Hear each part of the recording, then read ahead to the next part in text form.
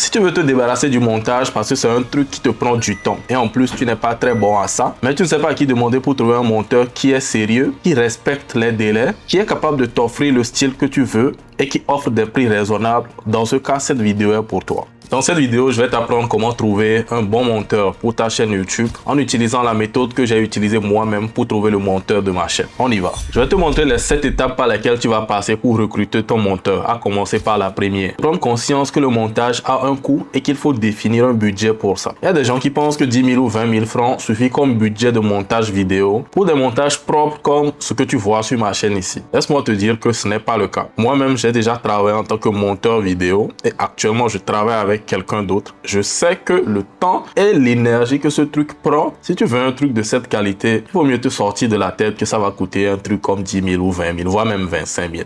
Ce n'est pas suffisant. Moi, personnellement, chaque vidéo me coûte 55 000 à 60 000 pour le montage seulement. Ça te donne une idée de l'investissement que ça représente pour récupérer le temps que le montage prend et au même moment avoir un certain niveau de qualité de rendu. Une fois que tu sais ça, tu définis le nombre de vidéos que tu veux faire monter dans le mois sur cette base.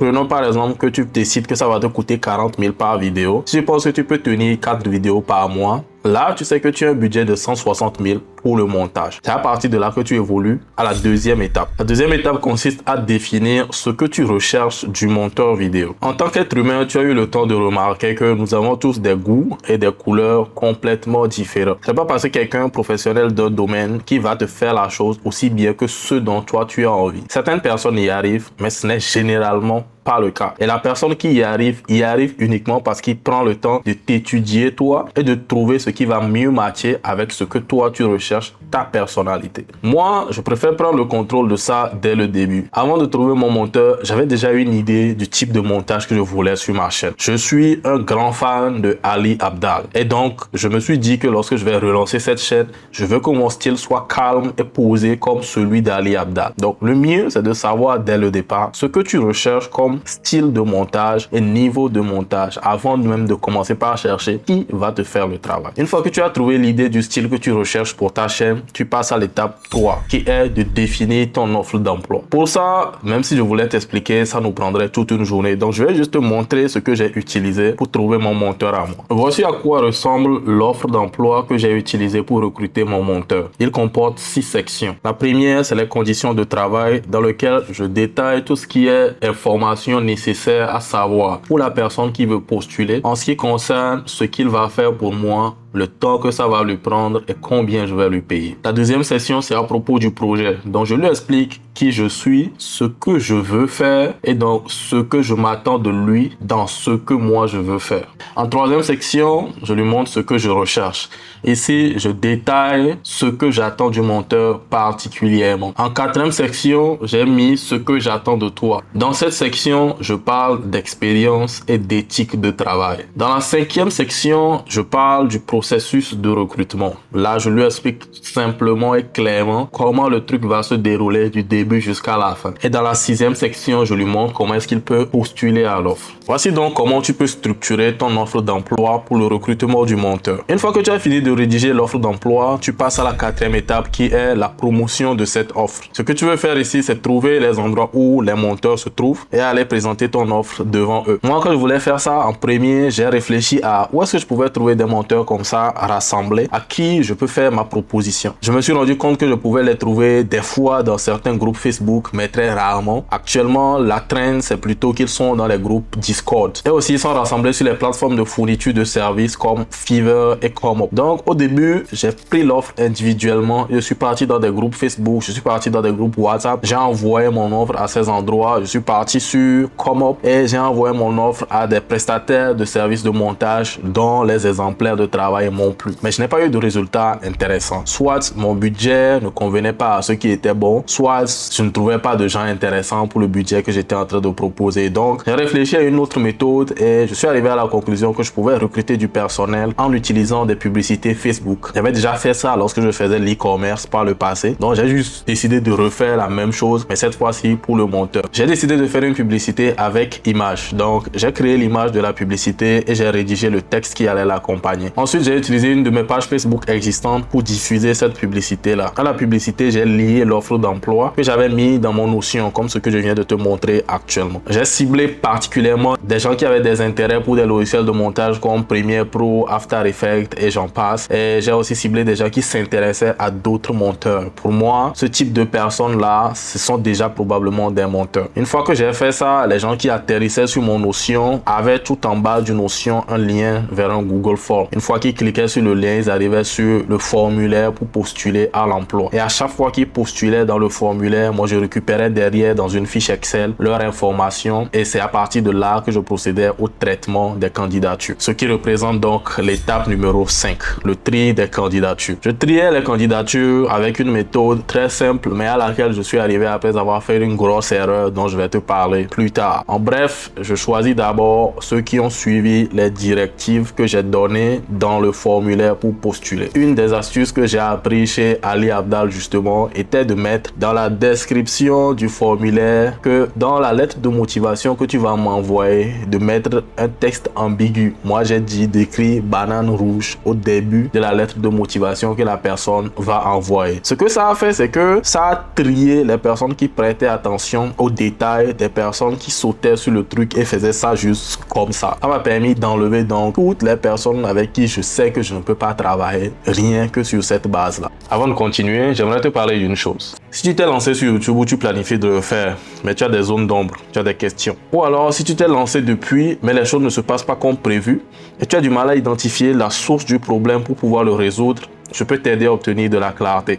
J'offre en ce moment un appel de consultation gratuit d'1 heure de temps, au cours duquel j'analyse ta chaîne YouTube ou ton projet YouTube avec toi pour identifier ce qui ne marche pas et te donner des pistes de solutions. Si tu penses en avoir besoin, je vais te mettre un lien dans la description pour que tu puisses réserver ta place. On continue. Donc, retenez uniquement ceux qui ont suivi les instructions pour postuler. Ensuite, de 2, je trie parmi ceux qui ont réussi à passer le premier tri là, ceux qui respectent le mieux mes conditions stipulées. Par exemple, j'avais dit dans la vidéo qu'il fallait que la personne ait déjà monté d'autres vidéos de type business par le passé et qu'il ait les preuves pour me montrer, pour que je puisse par exemple accéder à la vidéo YouTube qu'il a faite et voir ce dont il est capable. Il y a des gens qui me sont venus mais qui n'avaient juste pas d'expérience dans YouTube, mais qui faisaient du montage par exemple sur des shorts et sur des TikTok. Des gens comme ça, je les ai mis plus vers le bas de la liste, mais ceux qui avaient déjà fait l'expérience de ce que je voulais, eux, je les ai mis plus vers le haut de la liste. Et maintenant, après avoir fini de faire ce classement, je choisis uniquement le top 3 et je vais t'expliquer maintenant dans la 6e étape le pourquoi de ce top 3 là. Dans mon offre d'emploi, je précise qu'il va y avoir un test mais qui sera payant. Je vais leur donner une de mes vidéos que j'ai déjà traitée en ce qui concerne le fait d'enlever les silences et d'enlever les ratés. Et je veux qu'ils me montrent juste cette vidéo-là pour que je puisse voir quel est leur niveau de compétence. Je leur ai dit que je ne vais sélectionner que les quelques meilleurs. Du coup, c'est ce que j'ai fait, sauf que chez moi, il y avait 4 personnes qui étaient plutôt bonnes. Donc, j'ai choisi les 4 personnes et je leur ai fait passer le test. Ils m'ont fait le rendu au bout de 3 jours et j'ai dû choisir parmi eux maintenant le meilleur. C'est ça qui m'amène à la 7e étape qui est le choix du meilleur. C'est là que j'ai fait la plus grosse erreur dans le recrutement de toute ma vie.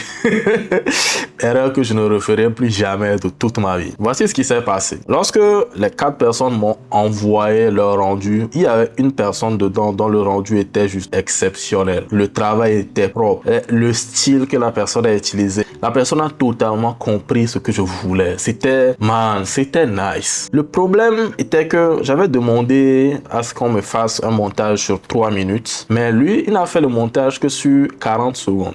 Mais le montage était vraiment bon. Quand je lui ai demandé pourquoi il n'a fait ça que sur 40 secondes, il m'a répondu que il ne voulait pas travailler pendant 3 minutes sur quelque chose sur lequel il n'était pas sûr que c'était bon. Donc, il a préféré m'envoyer les 40 secondes d'abord et une fois que je valide ça, il aurait continué pour terminer sur les 3 minutes. Des 3 autres personnes, il y avait une autre qui m'a envoyé basically de la merde. C'était un truc qu'il a fait à la va-vite sur le téléphone et il m'a envoyé ça. Moi, j'avais promis que j'allais les payer, donc je les ai quand même payés. Mais après, le gars m'écrit et me dit que sincèrement qu'il est désolé, hein, mais qu'il avait besoin de cet argent-là et que c'est pour ça qu'il a postulé. Ce que j'ai appris de ça, c'est faire une meilleure vérification des antécédents de la personne et de mettre une condition sérieuse sur le paiement d'après le test. Le paiement pour le test est une motivation très puissante pour faire venir des gens qui sont déjà bons dans le domaine pour qu'ils sachent qu'ils ne vont pas perdre du temps sur cette offre d'emploi. Mais au même moment, ça a attiré un type de personne que je n'ai pas aimé. Et maintenant, après cette deuxième personne, il y en a deux autres qui se sont très bien débrouillés. C'est juste qu'ils n'étaient pas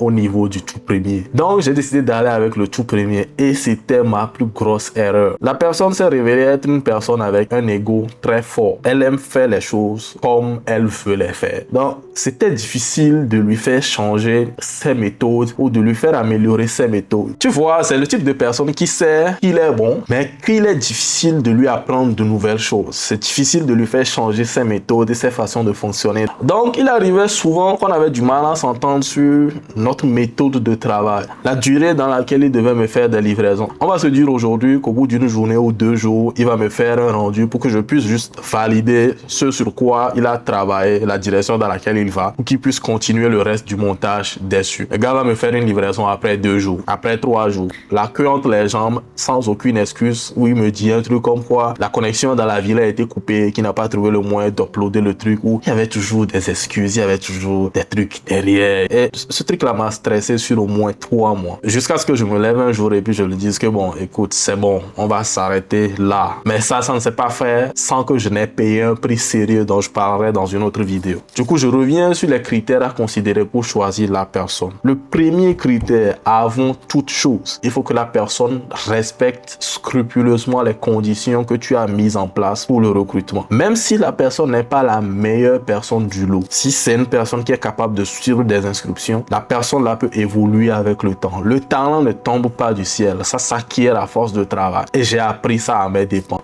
2, la personne doit être capable de respecter les délais. Je ne dirais pas ça suffisamment. Si tu dis que tu veux faire ton test sur une période de 2 jours, sur une période de 3 jours, si la personne t'envoie le truc au bout de 4 jours, peu importe à quel point le travail est bon, n'accepte pas. Encore une fois, c'est à mes dépens que j'ai appris ça. 3, choisis le potentiel plutôt que le rendu. Lorsque j'ai vu le rendu des 4 personnes, il y avait le rendu de 2 personnes qui étaient bien. La première personne que j'ai regretté engager plus tard et la deuxième personne avec qui je suis en train de travailler aujourd'hui. Le rendu de la deuxième personne, le seul problème qu'il a eu, c'était qu'il a trop suivi les instructions à la lettre. Ce qui a fait que, au lieu de me produire un truc qui était un peu plus dans un style nouveau, qui n'est pas exactement une copie de ce que Ali Abdaal a fait, il m'a produit carrément un style qui était très proche de Ali Abdaal, au point où c'était pratiquement une copie de Ali Abdaal. Et c'est moi c'est ça qui m'a dérangé, parce que quelque part je veux un truc comme Ali Abdaal, mais au même moment je ne veux pas copier totalement Ali Abdaal. C'est la seule raison pour laquelle je n'ai pas choisi le gars, et je lui ai dit clairement que c'était à cause de ça que quelqu'un d'autre m'a produit quelque chose qui m'a le plus move dans ma recherche de style. Aujourd'hui je travaille avec ce gars parce que c'est quelqu'un de très honnête, c'est quelqu'un qui a compris ce que je voulais, et finalement lorsqu'il m'a refait un autre rendu en comprenant ça, c'était juste ce que je voulais quoi. C'est quelqu'un avec qui je peux travailler, c'est quelqu'un qui apprend facilement, j'apprends beaucoup de lui et il apprend de moi et on évolue ensemble. C'est vraiment très intéressant de travailler avec quelqu'un comme ça. Donc considère le potentiel plutôt que le rendu du moment. Une fois que tu fais toutes ces étapes là, tu vas te retrouver avec quelqu'un qui est juste bon dans ce qu'il fait, ou alors qui a un potentiel énorme que tu vas prendre le temps de polir, mais tu vas trouver quelqu'un de vraiment bon. Encore une fois, j'offre en ce moment un appel de consultation gratuit d'1 heure de temps, au bout duquel on va analyser ensemble ta chaîne pour identifier ce qui ne marche pas et trouver des solutions. Le lien pour réserver ta place se trouve dans la description. En attendant, je vais te mettre une vidéo ici. Vu que tu vas te libérer du temps en confiant ton montage à quelqu'un d'autre, tu pourras faire plus de vidéos. Et ici, je te propose les meilleures idées de vidéos que tu peux faire pour ta chaîne. Peace.